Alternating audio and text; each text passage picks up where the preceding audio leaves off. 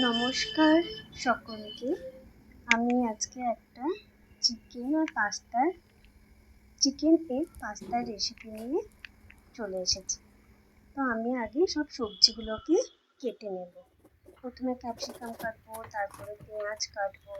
তো তোমরা দেখতে থাকো আমি কিভাবে পরপর সব একে একে কেটে নিয়েছি। আমি বলেছিলাম তোমাদের যে আমি প্রায় ভিডিও নিয়ে আসব, কিন্তু সেটা আমার সময়ের সঙ্গে বলো বা অসুবিধার সঙ্গে বলো হয়ে ওঠেনি, বা আমি প্রতি সপ্তাহে যে ভিডিও করবো বলেছিলাম সেটাও করতে পারিনি। সত্যি আমি দুঃখিত। আমি এই ভিডিওটা অনেক আগে করে রেখেছিলাম, কিন্তু আমার ভয়েস ওভার দেওয়ার মতনও সিচুয়েশান ছিল না, তাই আমি সেটা দিতে পারিনি। আস্তে আস্তে সময়ের সঙ্গে সঙ্গে সব কিছুই ঠিক হয়ে যাবে মানছি। তার জন্য আবার মনে হলো যে না, এটা আস্তে আস্তে ঠিক করি। তো আজকে ফোনটা নাড়তেই দেখলাম যে ভিডিওটা রয়েছে, তখন মনে হলো যে ভয়েস ওভারটা দিয়ে ভিডিওটা আপলোড করব। তার জন্য বসে পড়লাম ভয়েস ওভার দিতে।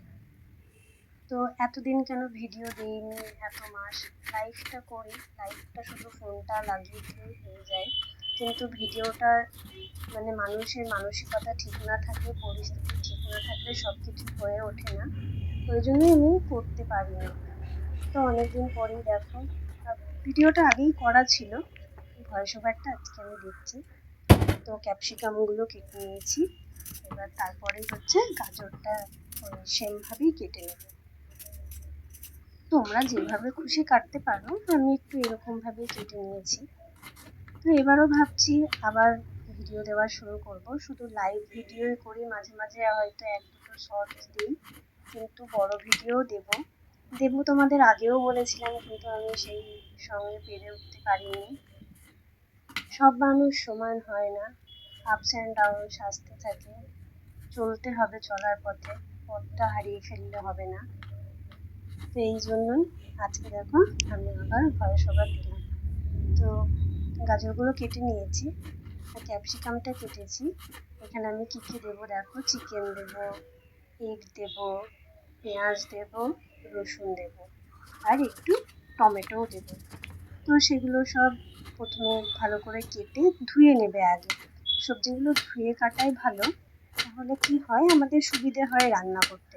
কারণ কেটে নেওয়ার পর আর ধুলে না, ওগুলো সব মিশে যায়, ঠিকঠাক মতো রাখা হয় না। তো আমি ওই জন্যই কী করি, আগে সবজিগুলো ভালো করে ধুয়ে নিই, তারপরে আমি এগুলোকে কাটতে শুরু করি। তো তোমাদের যার যেটা সুবিধে মনে হয় তোমরা সেরকম করবে, এরকম কোনো ব্যাপার নেই যে তোমাদেরকে আগে কাটতে হবে পরে দিতে হবে। যার যেটা সুবিধে মনে হয় যেভাবে করবে সেভাবে করতে পারো, ঠিক আছে। এবার আমি দেখো ক্যাপসিকাম কাটলাম, গাজরটাই কেটে নিলাম, এবারে আমি পেঁয়াজটা ওরকম কেটে নেব। পেঁয়াজগুলো পরপর কেটে নেব। যখন পেঁয়াজটা পুরো কাটা হয়ে যাবে তারপরে আমি রসুন কাটবো। আমি সবসময় বেশিরভাগ তরকারিতে বা কোনো রেসিপি করলে রসুনটা আমি শেষেই কাটি। আমার রসুন কাটতে একদম ভালো লাগে না, পেঁয়াজ কাটতেও ভালো লাগে না, কারণ পেঁয়াজ কাটতে ভীষণ চোখ থেকে জল পড়ে। তো যাই হোক, ওই চোখের জল এমনিও পড়ে সবসময়, অনেক কারণে, চোখের জলের কোনো হিসেব নেই, তাই আমি এটাকে আর কিছু মনে করি না।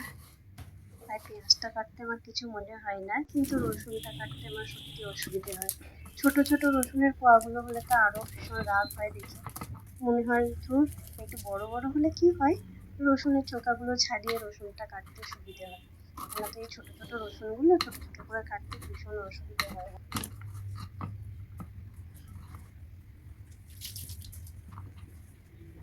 এবার একে একে রসুনগুলো কেটে নেব, গোল গোল করে কেটে নিচ্ছি। ওগুলো হাতে করে আবার যেগুলো বেঁচে থাকবে সেগুলো সরিয়ে রেখে দেবো, কারণ এত প্রপারভাবে এত ছোট ছোট রসুন কাটতে আমার ভীষণ অসুবিধে হচ্ছিল। হ্যাঁ, আমি আমার সুবিধে মতো কেটে নিয়েছি, তোমরা তোমাদের যেমন সুবিধা হয় সেরকম কেটে নেবে। সবজিগুলো কাটলাম, একটু স্পিডটা কম করেই দেখালাম তোমাদের সঙ্গে এই ভয়েসটা দেওয়ার জন্য, না তো অনেক স্পিড বাড়িয়ে দিলে ওটা তাড়াতাড়ি হয়েও যেত। তো দেখলাম অনেকদিন ভিডিও করা হয়নি বা কিছু বলা হয়নি, কেন আমি আপডেট দিতে পারিনি বা ভিডিও দিতে পারিনি। লাইভটা করলে রান্নার যে আমার চ্যানেলে লাইভ হয় প্রায়, সেটাও অ্যাবসেন্ট থাকে, মাঝে মাঝে বন্ধও থাকে। তো তো সেটাতে কি হয়, ওটা লাগিয়ে দিলাম, ওটা চলতে থাকলো, ওটাতে কোনো অসুবিধে হয় না, কারণ ওখানেও আমার ভয়েসটা সাইলেন্ট মোড করা আছে, বন্ধ করা আছে। তো সেই জন্য ওটা আমি প্রায় করতে পারি, কিন্তু এই ভিডিওটা আমার আর করাও হয় না। ভিডিওটা রেকর্ড করতে হয়, তারপরে ভয়েস ওভার দিতে হয়, এগুলো আমার করা হয় না, তাই আমি করতে পারিনি। তবে আবার ভাবছি আমি এটা কন্টিনিউ করব। তোমরা অবশ্যই পাশে থেকো। আমি তোমাদের রিকোয়েস্ট করছি, বলতে পারো যে আমি আবারও ভিডিও দেবো, এবার মাঝে মাঝে লং ভিডিও দেবো। এবার দেখো চিকেনগুলো আমি কেটে নিয়েছি। অনেকটা চিকেন নিয়ে এসে এই যে সলিড পিসগুলো থেকে যায়, এগুলো না চিকেন রান্না করলে ঠিক অতটা ভালো লাগে না। তখন আমি কি করি, এগুলো একটু সরিয়ে রেখে দিই। দিয়ে সরিয়ে রেখে দেওয়ার পরে যেদিন পাস্তা হয় তো সেদিন পাস্তায় দিই, কখনো একটু চিকেন পকোড়াও করে নিই 2-4টে থেকে গেলে। তো এইভাবে আমি এই চিকেনগুলোকে ইউজ করি। পাস্তা, ম্যাগি, চাউমিন, যেদিন যেটা হয় তখন সেদিন সেটার মধ্যে দিয়ে দিই। কিংবা থাকলে অনেক দিন আরও অনেক কিছু তোমরা যেভাবে হোক ইউজ করতে পারো, তবে কাজে লাগে। আর যারা ভালোবাসো তারা তো খেয়ে নাও, সেটা কোনো অসুবিধে নেই। আমার এই সলিড পিসগুলো খুব একটা ভালো লাগে না, আর খুব বড় বড় সাইজ হলে তো একদমই ভালো লাগে না। এবার দেখো আমি জলটা গরম হতে দিলাম, কারণ জলটা গরম হওয়ার পরে আমি পাস্তাটা সিদ্ধ বসাবো। তো পাস্তাটাও দিয়ে নিলাম। তো পাস্তাটা সেদ্ধ হয়ে যাবে, বেশিক্ষণ সময় লাগে না। কড়াই গরম হয়ে গিয়ে, কড়াইটা কিন্তু ভালো করে গরম করবে, হ্যাঁ। আমার আবার কড়াই গরম হওয়া ব্যাপারটা আমি ঠিক অনেক সময় বুঝতে পারি না, কম বেশি, তো এটা ভালো করে ধ্যান রাখতে হবে। দিয়ে তারপরে চিকেনটা হালকা করে ভেজে তুলে রাখবো। চিকেনটা বেশি ভাজার দরকার নেই, এমনি ফ্রিজে থাকলে চিকেনটা নরম হয়ে যায়। একটু নুন দিয়ে সেটা ভেজে নেবে, তাহলে নুনটা ঢুকে যাবে, না তো নুনটা ভিতরে যেতে চায় না। এবার দেখো চিকেনগুলো ভেজে আমি তুলে রেখেছি, আর ডিমটা একটা জায়গায় কেটে নিয়েছিলাম, 2টো ডিম, দিয়ে ডিমটাও ছুড়ছুড়ে করে নেব। চিকেন আর ডিম আমি আজকে পাস্তায় দুটোই দেবো। ডিমে অবশ্যই নুন দেবে, কিন্তু ভেজেও না, আমি এখানে দেখাতে ভুলে গেছি যে আমি ডিমে নুন দিয়েছি। ডিমটা যখন ফেটেছি তখন আমি একটু নুন দিয়ে নিয়েছিলাম। তো ডিম ভাজা হয়ে গেল, তুলে রাখলাম। এরপরে একে একে সবজিগুলো দিয়ে নেব। তো রসুনটা দিয়ে নিলাম। তো রসুনটা হালকা রোস্ট হতে একটু ভাজা হলে আমি পেঁয়াজটাও দিয়ে দেবো, আর পরপর বাকি সবজিগুলোও দিয়ে দেবো। আমার গ্যাসটা খুব বাড়ানো ছিল, এই জন্য কড়াইটা ভীষণ ধরে গেছে।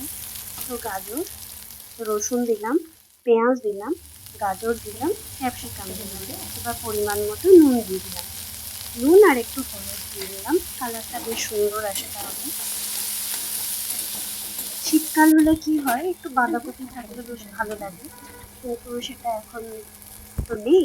আর একটু দিয়ে নিলাম কাঁচা লঙ্কা। যেহেতু সবজিগুলো ভাজা হয়ে গেছে, তারপরেই কিন্তু টমেটোটা দেবো। টমেটো আগে দিয়ে নিলে তো জল বেরিয়ে যাবে, তখন ঠিক মতো ফ্রাই করা হবে না। এবার দিয়ে নিলাম পাস্তা, ঠিক আছে। এবার যারা সস, সোয়া সস খাও ঠিক আছে, চিকেনটাও দিয়ে নিলাম, আর এগটাও মিশিয়ে নিলাম।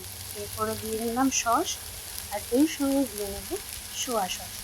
আমার একটু পাস্তায় সোয়া সস না দিলে যেন ভালো লাগে না, সস আর সোয়া সস দুটোই, ঠিক আছে। তো খেতে বেশ ভালোই হয়েছিল, তোমরাও রেসিপিটি ট্রাই করবে। আর একটু পাস্তা মশলা দিয়ে দেবে। আমি পাস্তা মশলাটা দিয়েছিলাম, কিন্তু সেটা এখানে বোঝা যাচ্ছে না। ব্যাস, আর আমি এখানে কিচ্ছু ইউজ করিনি, এটাতেই আমার রেসিপি রেডি হয়ে গেছে। তোমাদের কেমন লাগছে জানাবে, সঙ্গে থেকো, আবারও আমি ভিডিও দেবো। সকলকে পুরো ভিডিওটা দেখার জন্য অসংখ্য ধন্যবাদ। আজকে এই পর্যন্ত, আবার দেখা হবে নেক্সট ভিডিওতে। টাটা।